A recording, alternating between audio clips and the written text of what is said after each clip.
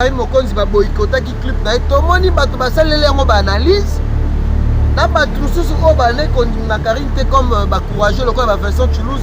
Merci Vincent parce que tu as accepté mais boto tika nde kozala hypocrisie na ba oyo batikali kaka bazo contester oyo bazali koboya comme bakempia na bamanike ye wana vertige esali ye appliqué crise na ye appliqué crise mais manike aliaka bien aliaka pe malamu parce que l'autre conseiller ntango ozomela biloko ya bongo ke bajour mosusu osala overdose.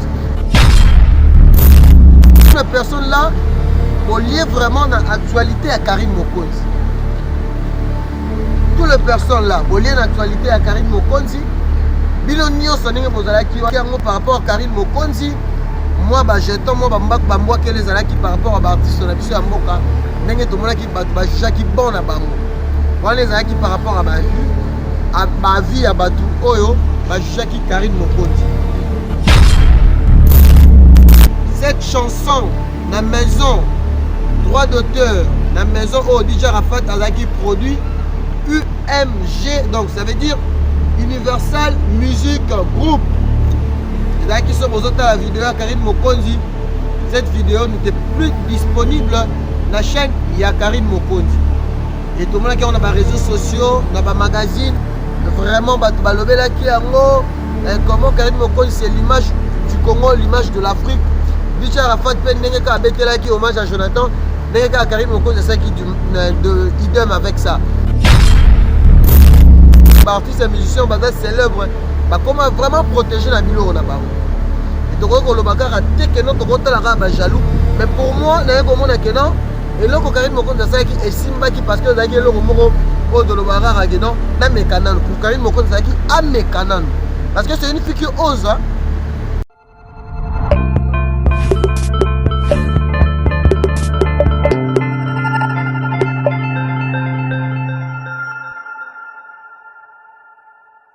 Bienvenue, chers internautes, Yamer Fashion de Nantes, Boel Malam, émission Labino, analyse sur le net, Sarabino, plaisir. Merci beaucoup, na papa Gilles Bolo qui nous suit à ce net moment.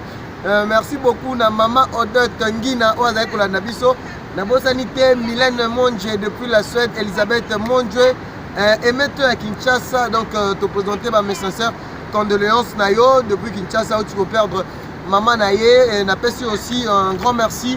Na boutique exotique Idecom babi boutique ezalaka se moko na kati ya Nantes mabeya be tokolambaka lambaka tokolamba biloko ya kolia pe ya kosakasaka biloko ya kotumba babi mama na biso mabeya mama se moko asalaka biso ba grillade na mboka ya Nantes oh vraiment apesaka biso plaisir. Un grand merci na batu nyonso la maman de Carmelia la maman de Carmelia je te salue aussi bato nyonso bolingaka biso na pesi bino un grand merci à la famille Massia la Mobimba na États-Unis na pesi bino un grand merci Ado Massia na pesi bino un grand merci na pesi un grand merci na bato tout oh vraiment bolingaka chemin fashion de Nantes on a koyebisa bino lelo moko lelo to sala analyse par rapport ya laisse-moi tranquille à Karine Mokonzi. Je pense que vous avez vu comment je suis vêtu nini na lati par rapport ya t-shirt. Un grand merci à la fondation à maman Denise Nyarngabou, maman Denise Chilombo, la femme de notre président, la première dame du Congo. Maman Denise, un grand merci à première jeune ya Bandalungwa, Beni Amisi Al-Kalelo, Yone Moutoumikolo, donc dans la carte actualité, Bandal entre de Saint-Thomas, Bandal Namaboko, pour un grand merci, Nabato tout. Analyse sur le net, Mokwalelo, on va essayer un peu de parler de laisse-moi tranquille. Karine Mokonzi, binomo Monika Boebika Karine Mokonzi, ndenge nini azalaka. Mais tu comme on a maniqué gravement malade. Gravement malade, bon rétablissement maniqué malgré que toutes les personnes là liées vraiment dans l'actualité à Karine Mokonzi. Toutes les personnes là liées dans l'actualité à Karine Mokonzi. Bino nyonso ndenge bozalaki wana merci à leader à Kula, j'essaie un peu de mouvementer vraiment place au Naza. Place Kitoko Europa City, merci à tout le monde. Bato Bolinga Rabiso, merci Nabino parce que les autres ça Nabino plaisir. Analyse les autres tout ça là. Laisse-moi tranquille. Karine Mokonzi d'abord na opus liboso et bimaki a rendu kaka hommage. Mais je pense qu'il y avait eu beaucoup de critiques. Binomo bomonaki yango par rapport à Karine Mokonzi. Moi jeton moi bambak bambwa que les alaki par rapport à artiste na biso ya mboka ndenge tomonaki bato bajugaki bon na bango wana ezalaki par rapport à bavie ya bato oyo bajugaki Karine Mokonzi. Et toye komona cette chanson na maison droit d'auteur na maison oyo DJ Arafat azalaki produit UMG, donc ça veut dire Universal Music Group. ezalaki so bozotala la vidéo ya Karine Mokonzi. Cette vidéo n'était plus disponible dans la chaîne ya Karine Mokonzi. Et tout le monde qui a des réseaux sociaux, dans des magazines, vraiment, comment Karine Mokonzi, c'est l'image du Congo, l'image de l'Afrique. DJ Arafat a fait hommage à Jonathan, Karine Mokonzi, c'est ça qui idem avec ça. Mais Karine Mokonzi n'avait pas signalé, parce qu'il faut que les artistes et musiciens célèbres, comment vraiment protéger la bilo. Et tu vois que le bakar a été jaloux. Mais pour moi, et là, Karine Mokonzi est simbaki parce que Zaki est le romoro au de l'Obara Ragenon, n'a mécanan. Pour Karine Mokonzi, a mécanan. Parce que c'est une fille qui ose. Donc Karine Mokonzi va boycotter qui clip. Tout le monde va faire une analyse. N'a pas tout ce qu'on va dire qu'on Karine comme courageux, le quoi Vincent Toulouse. Merci Vincent parce que tu as accepté. Mais boto tikane ko sa hypocrisie. Na ba o ba tikalika bazo contester. O bazali ko boya comme ba ken pia na ba manique ye wana vertige salier appliquer crise na ye appliquer crise mais manique ali ra bien. Ali ra pe malamu parce que l'autre conseiller tango zo mela biloko bongo ke ba zo muso yo sala overdose. Mais Vincent Toulouse, moi je suis pas pour critiquer encore parce que je dis que petit dans cette fois-ci je veux faire la chronique intelligente. Donc c'est un peu ça. Biso mama critique to tikali banana ba janvier to tikali bateau ba sala ba critique pour na ko critiquer ba tout mal biso to finga ba parents ba tout to finga ba vie privée ba tout. On parle que sur analyse sur le net, c'est bien dit. On continue par rapport à makambo DJ Arafat. Karine Mokonzi c'est pas à croiser qui m'a boroté. Elle a pas croisé ses bras. Elle a vu que non, ce que j'avais essayé un peu de faire pour DJ Arafat, tout le monde est intéressé de ça. Tout va s'intéresser là, tout va féliciter. Tout va découvrir Karine Mokonzi avec sa nouvelle talent. Elle a bien chanté. C'est comme si quelqu'un vous demande déjà Koyem Bakal. Et Karine Mokonzi a dit pourquoi pas que nous le Congolais,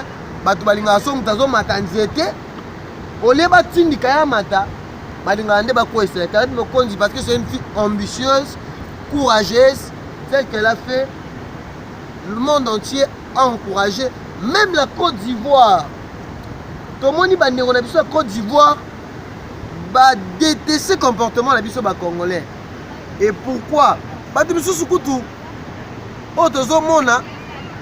la musique et la son, image de Karine Mokonzi a chanté seulement, a fait hommage à notre frère qui est parti, notre star, l'icône du coupé décalé, DJ Arafat. Père son âme, je profite aussi à présenter encore une fois de plus ma sincère mes condoléances, le plus attristé, la famille, il y a DJ Arafat, famille biologique, à Bama Tina Glamour, na passé mes condoléances, na présenté mes condoléances à sa femme à la Côte d'Ivoire. Laisse-moi tranquille, tu comme ici na étape, laisse-moi tranquille. Karine Mokonzi tomoni ba meki ko sala effort pour la maison Universal Music Group. Ba meka ba pesi ba ici Karine Mokonzi, elle doit payer 1700 € pour na batiga. Bien sûr, ba vérité pe bimaki, bomoni bobika Karine Mokonzi na direct. Mais pour nga moi conseil muke Karine Mokonzi atika ko etalaka ba projet na ye na internet parce que nous le Congolais na lobango toza capital ya jalousie. Toza capital ya jalousie. Karine Mokonzi a essayé. Bon, tu as évité place ni Karine Mokonzi, Soukaki avec Universal Music Group. Et Karine Mokonzi, à notre grande surprise, elle a encore dit que Aïe sous Salobike, Naïe Lissousou, Aïe lancé les biseaux au puisse, laisse-moi tranquille. Laisse-moi tranquille. Comme on a moins de 24 heures, c'était hier. Karine Mokonzi, plus de 50 000 vies déjà de 100. Na minute boy, oh, na zo sabino boy clip na carte ya YouTube, c'est déjà 1100, 1200, 1000, non, 100 000 plutôt, je dis 1000, excusez-moi, 100 000, 200 000 vies. Donc c'est beaucoup. Et tout ça, mon problème, moi, causé mon cœur analyse sur l'intolobaka, Karim Mokonzi a signalé problème. Alors que si vous cliquez, vous désactivez parce que la clip, il y a Karim Mokonzi, je ne sais pas, sur le système, parce que vous voyez que grâce à lui, c'est pour dire qu'elle aussi, avec la nouvelle office, jalouse, comprendre OPS, elle a déjà na YouTube, et ça ne combine même pas 50 000 vies. Et ça déjà, aujourd'hui, deuxième jour, consommer par rapport à ma vie, c'est 38 000 vies. Par rapport à Karim Mokonzi qui a déjà dépassé nombre de vies, il y a grâce à Mbisi. Mais tout le monde système Karim Mokonzi, c'est hier, na page naïe, dans les réseaux sociaux, même les fanatiques à Karim, ils ont signalé qu'il faut désactiver quand vous regardez le clip, il y a Karim Mokonzi. Donc ceux qui posent la clip à Karim Mokonzi, directement ça vous amène, clip il y a grâce à lui, je ne sais pas pourquoi on a fait ça, ils ont un tricage, parce que Karim Mokonzi, vous avez remarqué. Et ce matin, c'était hier même soir, que notre grande surprise, Maniké, aussi, à la 4 studio, et l'autre fille là qui est encore grâce à Mikwapin aussi, à la studio, donc on comprend que Karim Mokonzi. Suivez le guide Morobo. C'est comme si appelé ici, moi le Morobo, donc merci la maman Denise, merci na Pauline Goto qui te copie taille. Babi moi c'est le qui passe nyonso na goût. Pauline Goto qui te copie taille. Merci pour le soutien. Merci na Chibola. Merci na le Ketchup Panda. Na profiter babi que les a trop tard. Donc il y a trop tard. Joyeux anniversaire à Kevin Panda, lesquels les Ketchup, n'a souhaité un peu joyeux anniversaire. Joyeux anniversaire, oh, la bateau n'a souhaité quitter Freddy Akimbe, n'a fait joyeux anniversaire, donc la bateau tout bolingara, Peggy Titan, donc on a eu Sabino Keno, Ngai n'a commis la souka, il y a entretien Ngai, analyse sur le net, mais bon consommer, laisse-moi tranquille. Bateau n'a besoin de chirurgie à Bino. Bozana ba question ba combattre bo finga te bandeko bo finga te ta moninga osala mama malamu sepela ne baloba na Kinshasa soki omoni moninga bali sepela. Donc laisse-moi tranquille. Merci à Jaël Show parce que au posté pe Karim Mokonzi na page na yo donc batutu na bi que na minute sur actualité ezate actualité sili.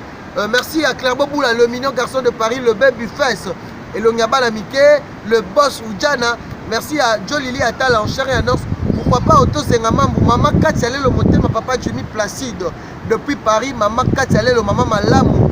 Donc balobi que la famille Lelo de papa Jimmy Placide na pesi mbote na bateau tout bozola nanga na États-Unis na bosanité bateau nyonso bolingaka Peggy Titan ve Maria Masiala na pesi mbote bisika ozali na Europe wana na Paris Junior Chaumba motema ya mwasi na ye depuis Paris Dinamour Kabemba aussi. Je te salue.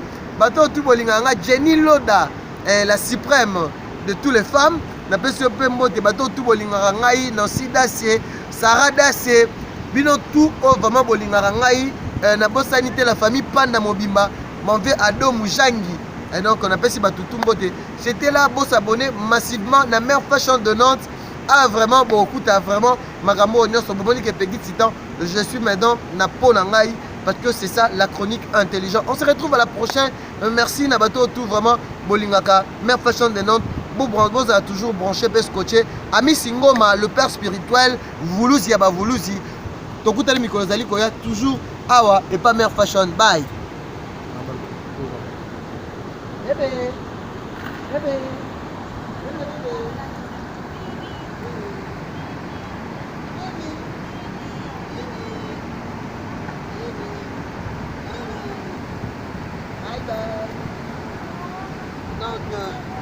Faut comprendre, moi, vous voyez sa mère.